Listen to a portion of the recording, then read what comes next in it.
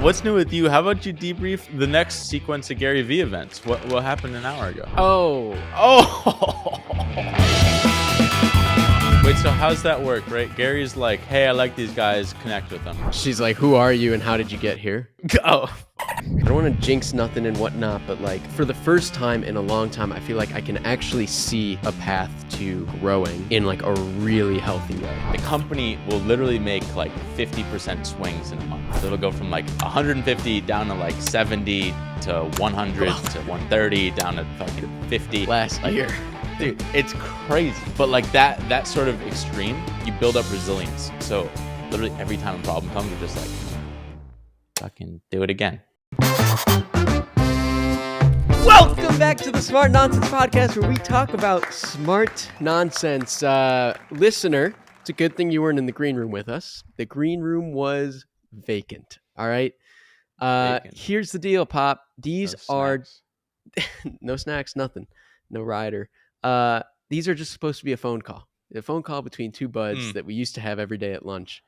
And you made the point. What's funny is we really only had like maybe like 5 or 10 of them. And we make it into this folklore. I don't think we had that many before we were like, let's just make a podcast. No, we did. It was at least Dude, how it was I like remember. we definitely It was didn't talk weeks. before COVID. Maybe weeks, but it was like once I started living at home, which was like probably May of COVID. Yeah, I would walk and was you up would by walk. July 7th. Yeah, I guess we had a couple weeks, but well, it you went wasn't like home in a April. year's tradition. You went home in April, That's Pop. true. That's true. All right. That's good though. Just Good to a be phone back. call. Good to be back. I'm having a lot of fun listening to these. I had to call you yesterday because I was listening to one and we have this weird, we're living in the future, but we're listening to the past. And I needed answers about your stupid iPhone 15 Pro Max that you gave to your mom. I got the answers, but it's like, I think 6 months have transpired on here, so we probably shouldn't get into it. I still have my phone. Right. So that's, if anyone can connect those dots, there's the spoiler. Yeah. What's yeah, new dude, with you? it's it is a phone call, dude. It's Friday. Long lost friends. What's new with me, dude? Well, what's new with you? How about you debrief the next sequence of Gary V events? What happened an hour ago? I'll make a more global point, but yeah. So yesterday, we'll go local to global. We will. Nice. Yesterday, we talked about how Gary V emailed that he wants to talk to us because we seem interesting. So I connected with his team, and that's weird. Right when I said that, the global point just went in my head. Oh, it'll come which is back, unfortunate. dude. Yeah, it'll come back. That's dumb. I just got the global point, but I talked to his team. Super cool. I think there's a lot of stuff we can do together because their core competency for VFriends is animation, and they're not doing it very well. So that's great. So how's that work, right? Gary's like, hey, I like these guys, connect with them. You get on the phone. This chick, she's like, who are you and how did you get here? Okay, so I had to be like, at. Yeah. That's kind of like every time we connect with the Gary's team. They're like, we don't know. We're how just you got anyone's here, number two. Like, and my brother told me this before getting on the call. He's like, when you have a boss who tells a subordinate, for lack of better terms, to go take a call with somebody, like they have no clue what's going on, and you need to focus on solving the subordinate's problems, not the boss. Because this happens all the time. Boss is just like, hey, go handle this. Right. So no, it was more like a funny, like, give me the context, Henry, because what is this? So, I saw the picture and I saw the characters. Yeah. What are we doing? Why? How did we get here? Who are you? And how are you on Gary's radar? And tell me about what you talked about. And I was like, well, we had 6 minutes with it. So did what we talked about? So no, I just gave her the context, how Gary found us, how we ended up there, and how we can work together moving forward. And then I just got a bunch of, to my brother's point, like the entire call was me just asking questions about her problems and how, like what a grand slam or home run looks like for them. The global point, and great call. She emailed me after, I like your energy. Wow, dude, we're energizing that whole company right now. Energizer Bunny. And the global point, which I texted you, is I'm having so much fun right now because I think like you and I, we kind of used to co-CEO and we did everything at the business together pretty much, Mm. um, which has its pros and cons. But I think one of the cons is like we were kind of like two people operating at zero point 0.5 capacity. Because we One would take plus calls one together. equals 0.5, We really. would take calls together. We would prep calls together. We'd take them. We'd debrief together. What I like right now is like Jack is working some deals. You're working some deals. I'm working deals. It's like we have this multiplicative deal um, multiplier, Mm, and then we kind of come together when necessary. right. Like Jack's out working a deal, and he's like, "I'm going to need you guys to meet with Michael Girdley next week. I'm just going to throw it on your calendar." I'm like, "Why don't you pin Nice. me while you're at it?" Mm. So I'm loving this. I'm loving this. Just like Well, everyone's working a big deal, and then we're this is chit chatting what about them. I I've been trying to say for a while. It's more so a personality problem with me, but like I think it elevates everybody. Basically, having a pacer is really nice, and we're all kind of like pacing each other here almost. One, I love like our daily like having having a little like north star of this like 30 and 30, like 30 clients in 30 days, and just like every morning just hammering it, and it's like the only metric. Like ideally we're all in person and there's a giant whiteboard and there are like 30 little characters we color in. That would be really sick. This is like the remote version of that, but I think we get away from it for a while just because like it's hard to do when you're remote and like stay motivated and you're just juggling so much. But now it feels like an energy all going in the same direction, and it feels really nice. I like It that. feels good. I think Jack was really excited about, and we're gonna have him on the pod to get like his thoughts coming in. But I think he was really excited about starting here because he was just so sick of his old job, and we were losing a lot of momentum the last few weeks, and we started to get a lot of momentum back. And so like seeing Mm, his excitement has made me very excited. right, Um, about closing business and dude. growing the business. It's Plus, we kind of don't have to funny. grow it. Well, a couple points. Which point do I pick? One, I'll say I have a hockey team, in case you don't know, Ah, and it's called the Durds, sponsored by Smart Nonsense. And that team, it's like we're starting to get a similar energy of like I don't know. This is like I played last night. Okay, hey, we're in my hockey life. All right, welcome. I played last night, Division 1, which is like the best division in New York, roughly. But like, Division 1 I, men's league, right? To be yeah, there's clear. also like an elite men's league for like D1 college athletes. I'm not good enough for that, and I'm also not really good enough for D1. Point So is, D1 it's a lot of JV. like they still put me on the ice, but like I just skate really hard. But basically, like they're the sort of like cool kids that sit in the back of class and like don't want to look like tryhards, and it kind of sucks because it's like they got really good skills, but like they stay on the ice too long and they're not really like back checking, which is like going back after the puck. Um, it's just like kind of lame. And then we come to like a Durds, which is like D4, which is worse, and it's like it feels like there's this camaraderie. It's like I'm super hard about like 45-second shifts, which is like normally it's like 2 minutes. So it's just like super hard. And then we have like chants in the middle. Like we used to have chants in high school where it was like, Durds on three, 1, 2, 3, Durds. And like a new person each time like says the chant. It's just like a really cool, like the culture is so important. And I think like remote, it's really hard, but like we're kind of doing the same as the feeling with the sports team in Clipped, at least with like It's a you, me, team. Jack. It's a team sport. Dude, team sports are And sick. before it wasn't. Before it was Henry and Dylan playing tennis, playing a independent sport, every Mm, man for himself, and it kind of sucked. I yeah. just I don't want to jinx nothing and whatnot, but like I for the first time in a long time, I feel like I can actually see a path to growing in like Mm, a really healthy way.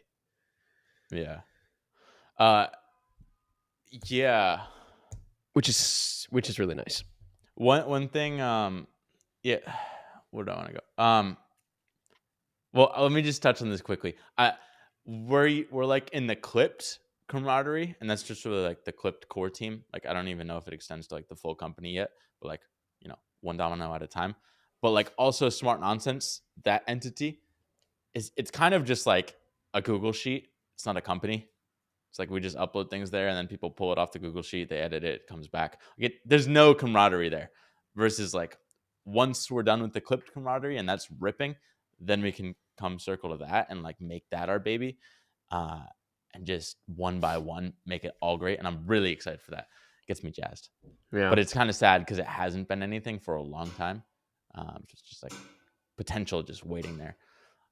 Both are so nice Yeah. because it's like both Clipped and Smart Nonsense are working and very successful even without being optimized. That's where I'm like, when we actually like dig in and optimize these things, I think they're going to be really great and we're going to go a lot further. This morning I was talking to one of our buddies, met him in Hampton, which is like a founder group, and he's kind of doing something similar with like overseas executive assistants, and he's basically saying like word of mouth, basically like referrals is their number one business driver. It's like, hey, you have all these startup founders, and one they're like cash poor. Like they usually don't pay themselves all that much, like maybe 100 grand or something, but it's like not much for their talents.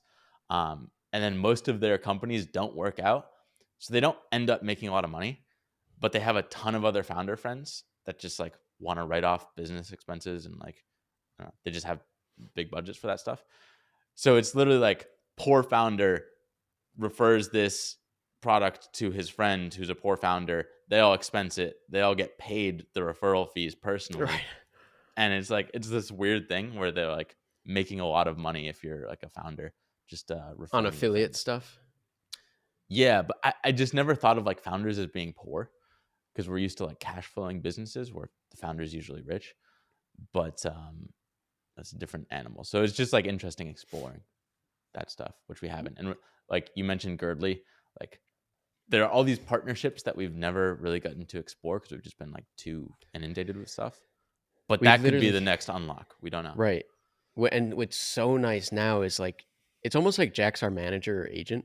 Like he just manages that partnership and then he taps us Yeah. for whatever specific knowledge he needs from us that they can't figure out themselves. Right. Versus like before, all right, if we were working on the Michael Girdley huge project, which is going to be super awesome and fun and big, if we were doing that, we couldn't be doing lead gen. We couldn't be fulfilling clipped editors. We couldn't be doing Smart Nonsense content. Right. We would just hop from one thing to the next, and then everything else would suffer. And And we now I'm was like, wow, everything can prosper because the right people are running the right ships, yeah. and we just coach. Learning how companies work. You got any goo?